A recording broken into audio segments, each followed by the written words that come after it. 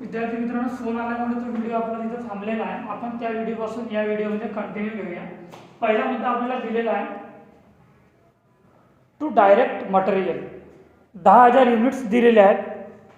10,000 युनिट्सचा आपल्याला रेट सुद्धा दिलेला आहे 20 रुपये पर युनिट. त्याचा टोटल अमाऊंट होईल 2 लाख रुपये.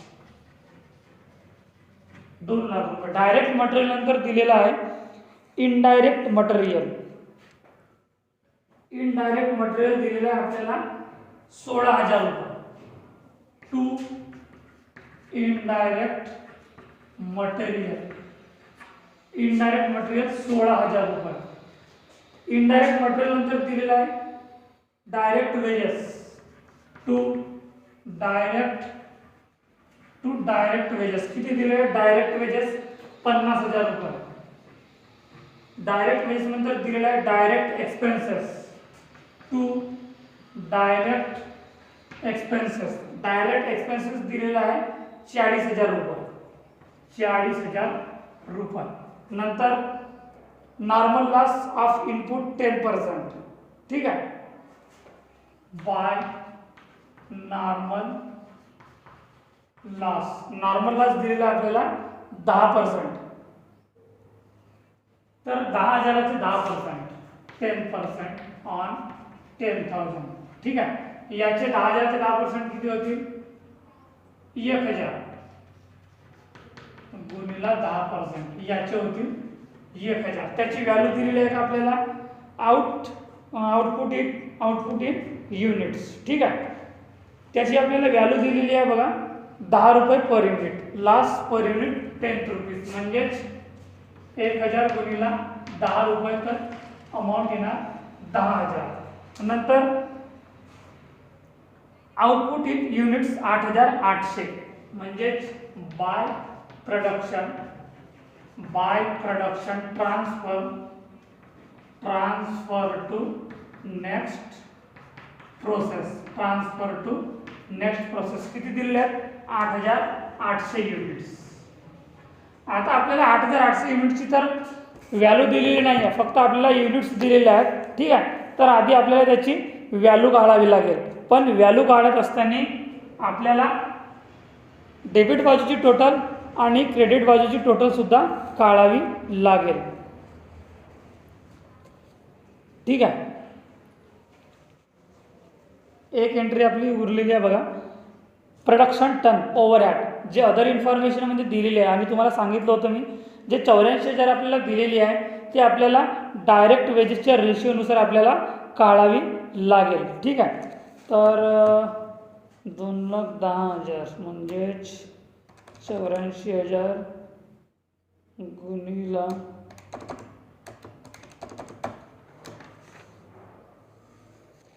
प्रोडक्शन एक्सपेन्सेस म्हणजेच 2 लाख आपलं झालेलं आहे.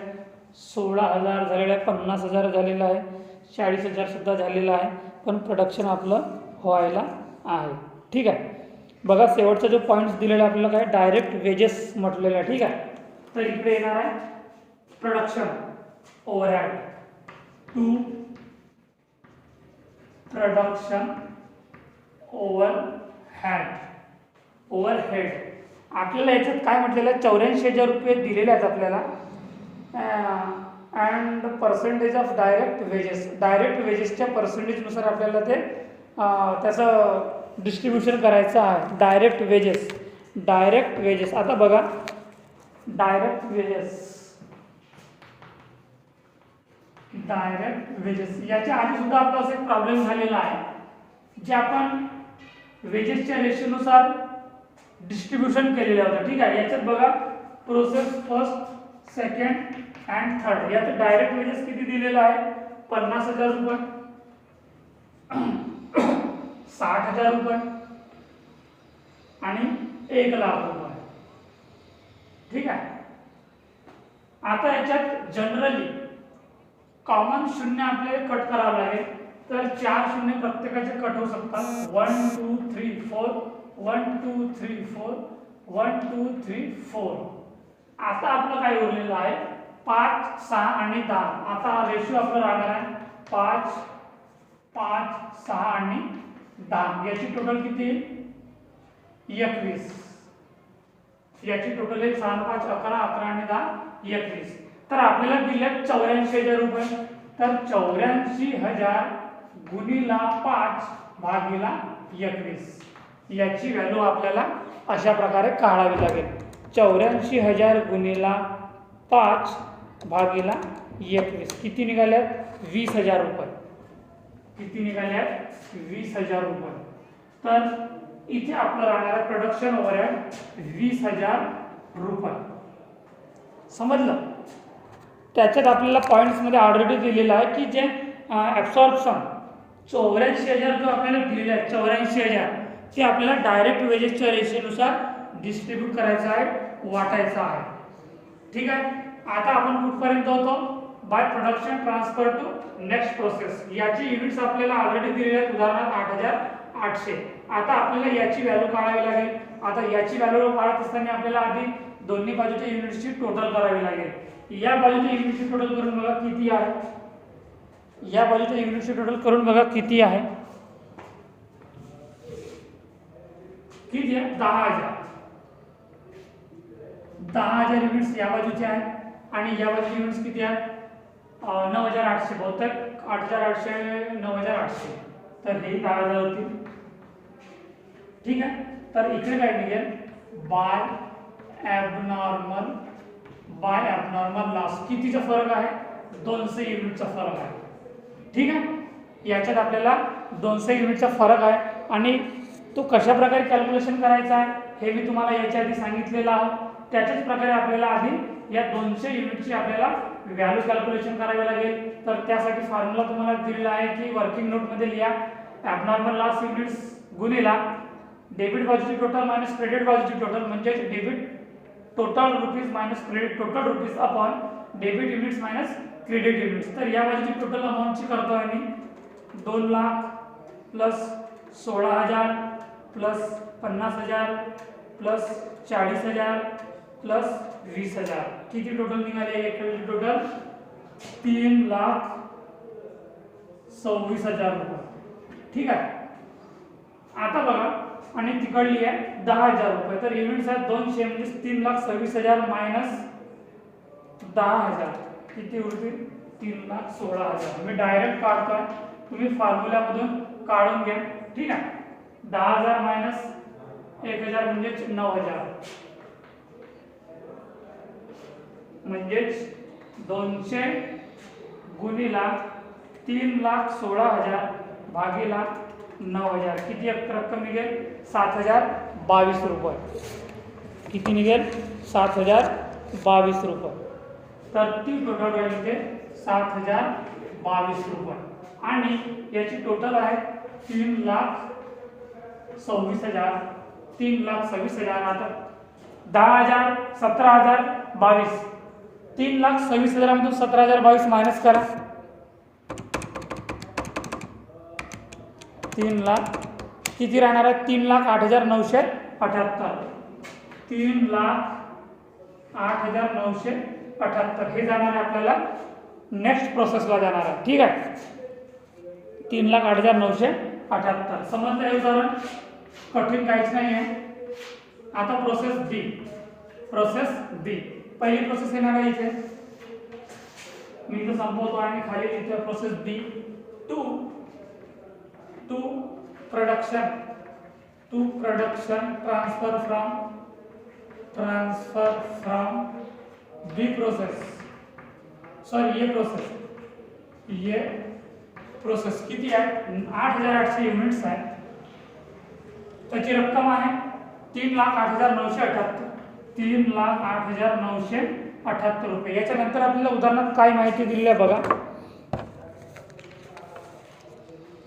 उदाहरणात दिलेले आपल्याला indirect material. To indirect material दिलेला आहे 12,640. इनडायरेक्ट नंतर डायरेक्ट वेजेस दिलेला आहे 60,000. टू डायरेक्ट वेजेस 60,000 रुपये. डायरेक्ट वेजेस नंतर दिलेला आहे direct expenses 62,282. To direct expenses 62,200 किती आहे, 62,382, 62,382. नंतर आहे प्रोडक्शन, टू प्रोडक्शन. ठीक आहे, टू प्रोडक्शन तशाच प्रकारे आपल्याला डिस्ट्रीब्यूट करायचं आहे 84,000चे. तर ते डिस्ट्रीब्यूट करत असताना आपल्याला काय करावं लागेल की 84,000 गुणिला 84,000 गुणिला 6 भागिला 21 किती होणार आहे, 24,000.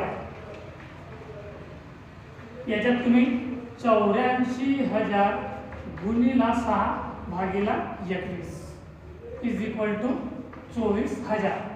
समजलं. नंतर दिलेलं आहे नॉर्मल लॉस 5%. इकडे राहणार आहे बाय नॉर्मल लॉस 5%.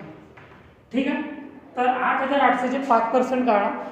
8,800 गुणिला 5 भागिला 100 किती निघाल्या, 440 युनिट्स. 440 युनिट्स. त्याची व्हॅल्यू बघा किती दिलेली आहे, 30 रुपये पर युनिट. म्हणजेच 440 गुणिला 30 रुपये किती, 13,200 रुपये. 13,200 रुपये. समजलं इथपर्यंत. आता आपल्याला अजून उदाहरणात काय दिलेलं आहे, आउटपुट इन युनिट्स 8,400. म्हणजेच by production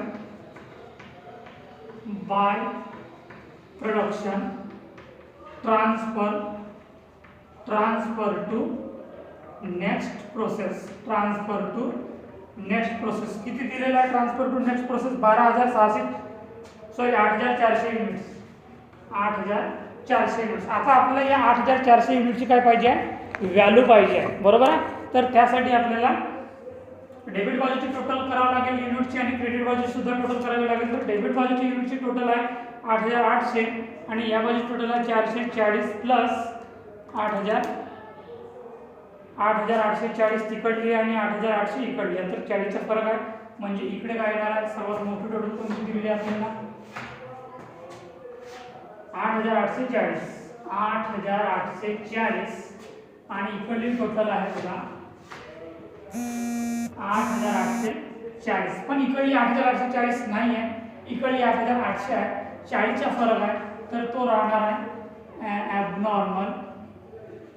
abnormal gain 40 units. ठीक आहे. आता आपल्याला या आधी एक 40 युनिटची आपल्याला व्हॅल्यू काढावी लागेल. त्यासाठी आपल्याला डेबिट बाजूची रक्कमेची टोटल आणि मायनस क्रेडिट बाजूची रकमेची टोटल कॅल्क्युलेशन करावं लागेल की 3,08,978. 3,08,978 प्लस 12,640 प्लस 60,000 प्लस 62,382 आणि 24,000 किती टोटल आहे, 4,68,000. 4,68,000. ठीक आहे. आता युनिटची टोटल करा. युनिट्सची टोटल आहे 8,800 मायनस 440 किती होणार, 8,360. 8,360. तर आता आपल्याला व्हॅल्यू काढावं लागेल 40 गुणिला 40 एक minute 3,08,978 plus 12,640 plus 60,000 plus 62,382 plus 24,000 4,68,000 minus 13,200 4,54,800. 4,54,800. तर 40 गुणिला 4,54,800 भागीला 8,560 किती रुपये निघाले, 2,125 रुपये. 2,125 रुपये लिहा. त्याच्यात 2,125 रुपये. 2,125 रुपये. 3,08,978 प्लस 12,640 60,000 प्लस 24,000 68,000 मायनस 13,200 4,54,800 गुणिले 40 भागिले 8560, 8560 2125, 8360. ओके, एक मिनट, 8360 आहे. ही टोटल थोडीशी वेगळी होईल. 40 गुणिला 4,54,800 भागिला 8,360, 2,176 रुपये. 2,176 रुपये. आता टोटल करा. 3,08,978, 3,08,978 प्लस 12,640 रुपये प्लस 60,000 रुपये प्लस 62,382 रुपये, 24,000 रुपये आणि 2,176 रुपये. याचे टोटल आहे 4,70,176. 4,70,176, 4,70,176. आता 4,70,176 मधून मायनस करा 13,200. किती उरतील? 4,56,976. हे कुठे जाईल आपलं? ट्रान्सफर टू नेक्स्ट प्रोसेसला. 4,56,976 भागिला 4,800. याचं कॅल्क्युलेशन करा. याचं पर युनिट रेट करा. 54 रुपये 40 पैसे. 54 रुपये 40 पैसे हा निघाला पर युनिट रेट. समजलं विद्यार्थी मित्रांनो? Process first and process second. ठीक आहे. याच्यानंतर आपण प्रोसेस थर्ड बघूया. या उदाहरणात वेगळं पॉईंट दिलं होतं आपल्याला. जे अदर इन्फॉर्मेशनमध्ये जो ॲब्सॉर्प्शन दिलं होतं, ॲब्सॉर्प्शन 84,000, त्याचा आपल्याला डायरेक्ट विधीच्या रेशोनुसार अशा प्रकारे कॅल्क्युलेशन करायचं होतं. हे वर्किंग नोट तुम्ही एक नंबरची वर्किंग नोट लिहाल तरी चालेल, कारण की तुम्हाला याच्यात रेशो दिलेलं आहे. आता बघूया आपण प्रोसेस थर्ड आपण. ठीक आहे.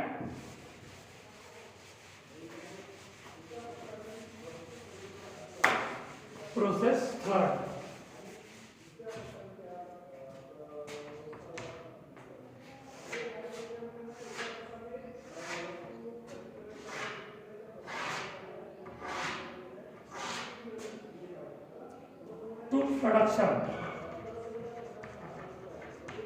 to production transfer from second process. किती निघाला होता? 8,400 युनिट्स होते.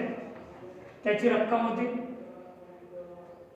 4,56,976. 4,56,976 रुपये. ठीक आहे. आता उदाहरणात आपल्याला अजून काय दिलेलं आहे बघा. उदाहरणात आपल्याला दिलेलं आहे indirect material 23,200.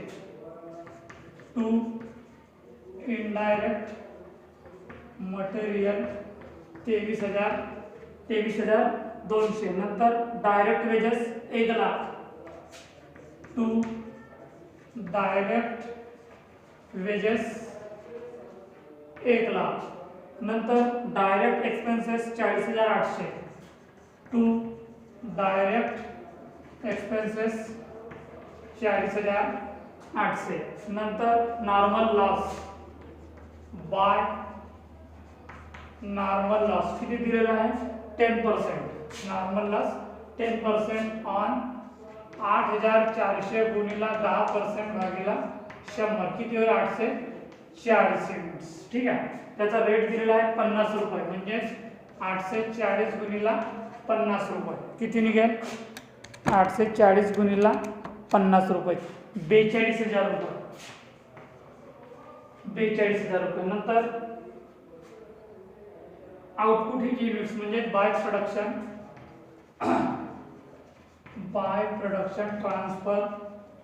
Transfer to godown किती आहे? 7,500 युनिट्स. आता आपला एक पॉईंट सुरलेला आहे प्रोडक्शन. टू प्रोडक्शन 84,000 गुणिला 10 भागिला 21. इथे लिहा 84,000 गुणिला 10 भागिला 21. किती निघेल? 84,000 गुणिला 10 भागिला 21 40,000. 40,000. ठीक आहे. आता आपल्याला ट्रान्सफर टू गोडाऊनला जे युनिट्स आपले दिलेले आहेत 7500 याची आपल्याला व्हॅल्यू काढायची आहे. तर त्यासाठी आधी आपल्याला दोन्ही बाजूच्या युनिटची टोटल करावी लागेल आणि डिफरन्स आहे की नाही हे बघावं लागेल आणि नंतर त्याची आपल्याला व्हॅल्यू काढावी लागेल. तर इकडली टोटल आहे 8400 आणि क्रेडिट बाजूची टोटल किती दिलेली आहे 7500 प्लस 840 म्हणजे 8340 त्या बाजूची टोटल आहे आणि 8800 या बाजूची टोटल आहे. डेबिट बाजूची टोटल आहे 8400 युनिट्स. इकडली टोटल 8400 नाही आहे 8340 आहे मायनस 8400 कितीचा फरक आहे 60 युनिट्स. हे काय राहणार आहे बाय ॲबनॉर्मल लॉस 60 युनिट्स. आता आपल्याला या 60 युनिटची आधी व्हॅल्यू काढावी लागेल. ठीक आहे. तर 4,56,976 प्लस 23,200 प्लस 1,00,000 प्लस 40,800 प्लस 40,000 किती निघाले 6,60,976 6,60,976. आता फॉर्म्युला तर तुम्हाला ऑलरेडी सांगितलेलं आहे कशा प्रकारे कॅल्क्युलेशन करायचं. ॲबनॉर्मल लॉस युनिटची टोटल जर आपल्याला व्हॅल्यू काढायची असेल किंवा ॲबनॉर्मल गेनच्या युनिटची व्हॅल्यू काढायची असेल तर मी तुम्हाला फॉर्म्युला याच्या आधी सांगितलेलं आहे. 6,60,976 मायनस 42,000 6,18,976 मी आपल्या माहितीसाठी लिहितो आहे कारण तुम्हाला सुद्धा आलं पाहिजे की कशा प्रकारे काढलेलं आहे ते. ठीक आहे. कारण की अशा प्रकारचे उदाहरण तुम्हाला झालेले आहे. 8,400 मायनस 800 8,400 मायनस 840 7,560 म्हणजे 7 गुणिला 6,18,976 भागीला 7,560 म्हणजे 4,912 रुपये. किती राहणार आहे 4,912 रुपये. 12/5 म्हणजे 4,913 रुपये 4,913 रुपये. आता 6,60,976 मधून 42,000 आणि 4,913 रुपये मायनस करा. उरलेला बॅलन्स राहील तर तो जाईल गोडाऊनला म्हणजे 42,000 प्लस 4,913 याची टोटल आहे 46,913. 6,60,976 किती होईल 6,14,063 रुपये 6,14,063 रुपये 6,14,063 रुपये हे जाईल गोडाऊनला. समजलं विद्यार्थी मित्रांनो. या उदाहरणात काही कठीण दिलेलं नाही आहे. हे उदाहरण सोपं आहे. अशा प्रकारचे उदाहरण आपल्याला याच्या आधी सुद्धा झालेले आहेत म्हणून तुम्हाला हे कठीण वाटणार नाही. तरी सुद्धा काही अडीअडचणी असतील तर तुम्ही मला विचारा. हे आपलं आता उदाहरण क्रमांक 15 इथं संपलेलं आहे. धन्यवाद.